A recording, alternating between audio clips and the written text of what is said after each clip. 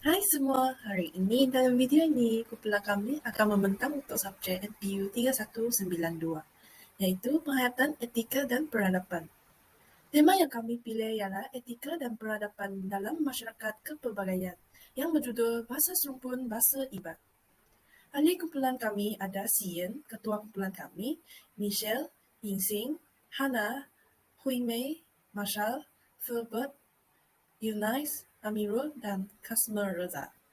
Kami akan membentang untuk pengenalan faktor perkembangan, contoh isu, kesan, dan kesimpulan.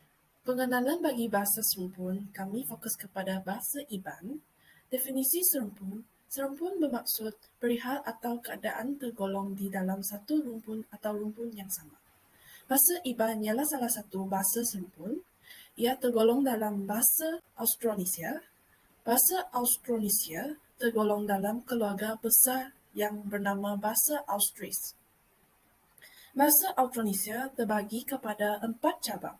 Yang pertama, bahasa Nusantara, bahasa yang meliputi di kawasan Kepulauan Melayu.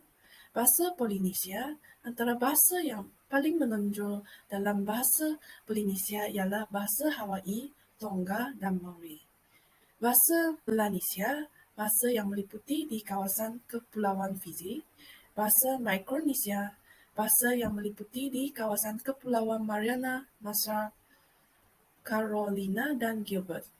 Bahasa Iban mempunyai sifat homogen, maksudnya sejenis, iaitu tidak ada suku-suku tertentu, maksudnya kaum Iban menggunakan bahasa yang sama dan mereka mewarisi nilai, tradisi, kepercayaan, adat resam serta budaya yang sama.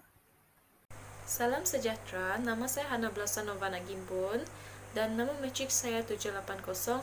Saya akan membentangkan tentang faktor bahasa serumpun. Faktor utama yang menyumbang kepada bahasa serumpun iaitu bahasa ilmu dan komunikasi.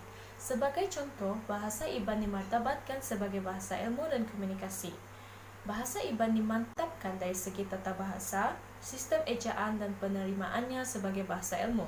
Di Sarawak, banyak institusi mengambil berat tentang penggunaan bahasa Iban, antaranya iaitu Institusi Gereja, Radio Malaysia Sarawak iaitu RTM dan Tunjungan Foundation iaitu TJF. Faktor kedua iaitu mata pelajaran elektif. Bahasa Iban telah dimartabatkan sebagai mata pelajaran elektif di sekolah. Mata pelajaran bahasa Iban terdapat di sekolah-sekolah kebangsaan, sekolah menengah dan juga institusi pengajian tinggi. Faktor ketiga pula iaitu kemajuan gaya hidup. Perkembangan bahasa Iban berlaku berikutan daripada kemajuan gaya hidup serta disokong elemen-elemen lain yang terdapat dalam morfologi bahasa Iban. Sebagai contoh, semasa musim PRN di Sarawak yang lepas, bahasa Iban telah menyatu padukan para penduduk di Betong. Ini merupakan komunikasi yang berkesan melalui bahasa serumpun bagi masyarakat di Betong. Selain itu, kita dapat lihat bagaimana filem Iban telah merangkul anugerah peringkat antarabangsa. Filem tersebut ialah Belaban Hidup. Seterusnya, penulisan lirik lagu dapat memartabatkan keaslian bahasa Iban. Antara lagu Iban yang terkenal di Sarawak ialah Berkikis Bulu Betis, Redak Seribu, Bujang Sebuyau dan pelbagai lagi. Bagi contoh yang terakhir, buku hijau telah diterbitkan sebagai satu panduan kepada seluruh pengguna bahasa Iban. Ini merupakan cara yang menarik bagi mereka yang ingin belajar bahasa Iban dan juga mereka yang ingin mengetahui bahasa yang lebih dalam. Cadangan yang dapat kami sampaikan adalah KPM wajar mengisi sebarang kekosongan bagi guru mata pelajaran bahasa Iban. Hal ini khasnya di sekolah rendah dan sekolah menengah seperti yang telah dicadangkan oleh Presiden Persatuan Pemikir Dayak Sarawak. Yang seterusnya, pelbagai pertandingan baik dari segi akademik maupun kurikulum dapat diperkenalkan. Perkara ini mampu sedikit sebanyak memartabatkan bahasa Iban dan membawanya ke peringkat yang lebih tinggi. Cadangan yang ketiga, generasi muda sewajarnya diberikan galakan dan sokongan agar aktif menggunakan bahasa Iban. Mereka juga boleh menyertai pertandingan-pertandingan yang dianjurkan dalam bahasa Iban.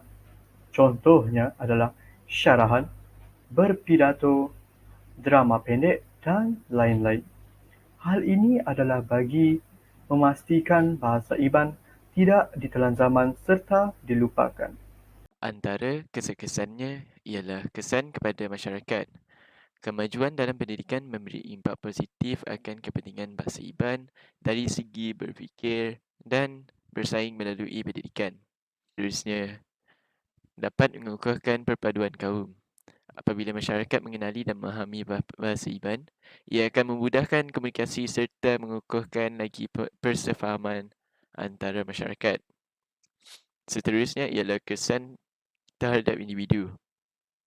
Permatabatan bahasa Iban memberi impak positif kepada kerjaya seseorang individu.